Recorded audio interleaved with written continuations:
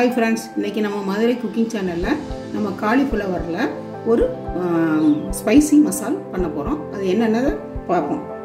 முதல்ல எண்ணெய் ஊற்றிக்கணும்.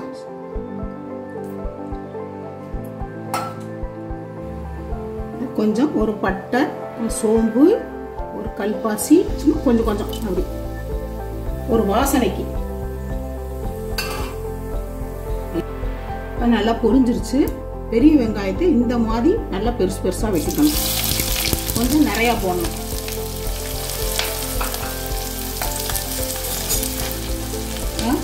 நல்லா வதங்கட்டும்.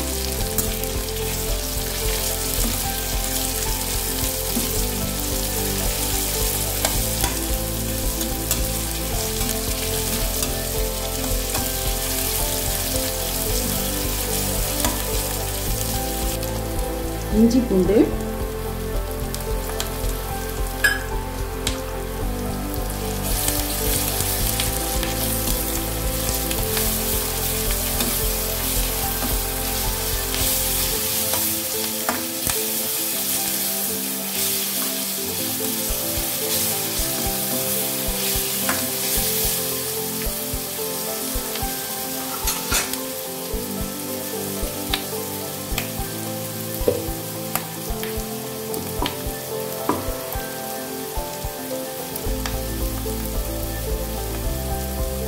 தக்காளி அரைச்சு, கொஞ்சம் சின்ன தக்காளி ஒன்று,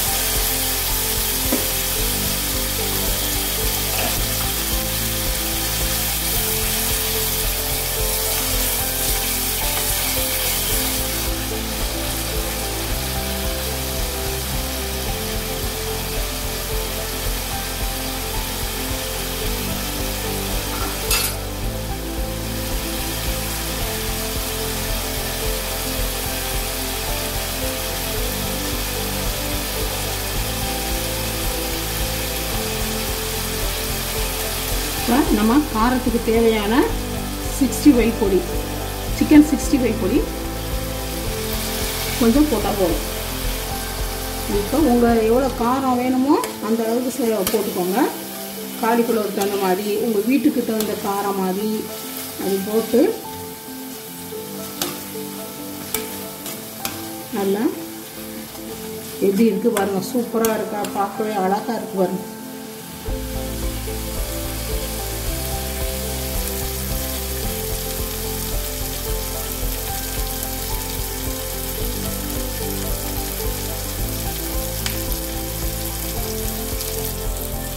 நம்ம காலிஃப்ளவரை சுடுதண்ணியில் போட்டு மஞ்சள்தூள் போட்டு எல்லாமே இதை நம்ம கழுவி வச்சுருக்கோம்.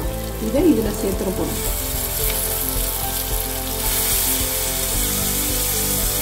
நல்லா குட்டி குட்டியாக நறுக்கிட்டு நல்லா சுடுதண்ணியில் போட்டு கழுவணும்.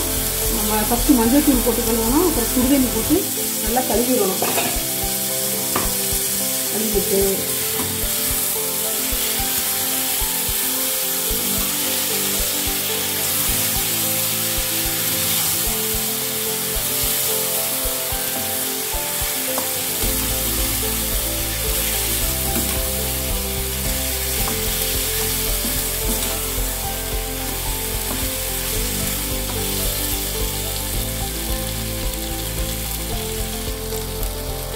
கொஞ்சம் இதுக்கு வேகிறதுக்கு தகுந்த கொஞ்சம் தண்ணி, உங்களுக்கு எவ்வளவு கொஞ்சம் தண்ணி வேணுங்கிற அளவுக்கு, காலிஃப்ளவர் எவ்வளோ நேரம் வேகணும் அப்படின்றதுக்கு தகுந்த மாதிரி நீங்கள் எவ்வளவு நிறையா போட்டுன்னா அதுக்கு தகுந்த மாதிரி தண்ணி ஊற்றிக்கோங்க. இல்லை கொஞ்சம் நல்லா கொஞ்சம் என்ன கொல கொலன்னு வரணும்னா கொஞ்சம் கூட தண்ணி ஊற்றிக்கணும். ஆனால் இந்த தண்ணி ஊற்றினாலே போதுமானது. அப்போ நல்லா 65 பொடியிலே உப்பு இருக்கும், அதனால் கொஞ்சமாக உப்பு போட்டால் போதும். அப்புறம் வெந்த பிறாரு நம்ம வேணுங்கிறது போட்டுக்கலாம். அதனால் கொஞ்சமாக பார்த்து போட்டுக்கோங்க.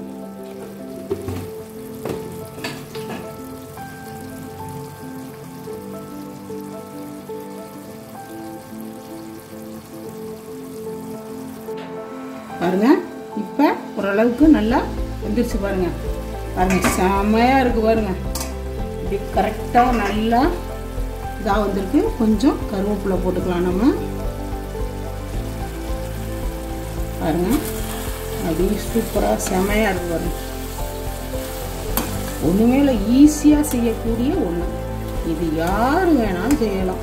பேச்சுலர்ஸு, சின்ன பிள்ளைங்க யார் வேணாலும் செய்யலாம். இதில் கொஞ்சம் உருளைக்கிழங்கு கூட போட்டு விட்டுடலாம்.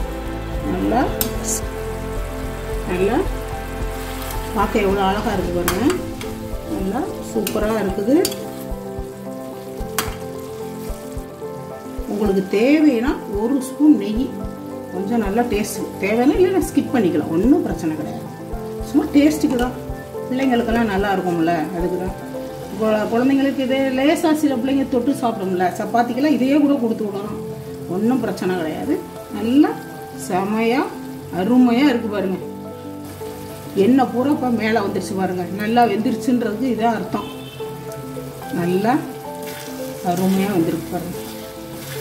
ஆனால் கொஞ்சம் நம்ம பார்த்து பார்த்து கொஞ்சம் கிளறி விடணும், கீழே கொஞ்சம் அடி பிடிக்கிற மாதிரி வரும். அதனால் அது கொஞ்சம் அப்படி பார்த்தேன்.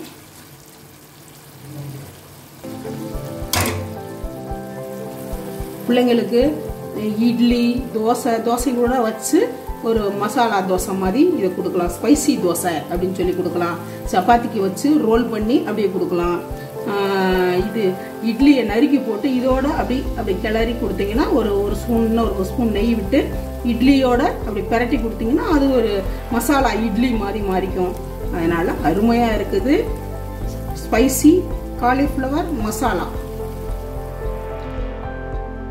அருமையான ஸ்பைசி காலிஃப்ளவர் மசாலா, அருமையான spicy cauliflower masala ready. Madurai cooking சேனலை சப்ஸ்கிரைப் பண்ணுங்க.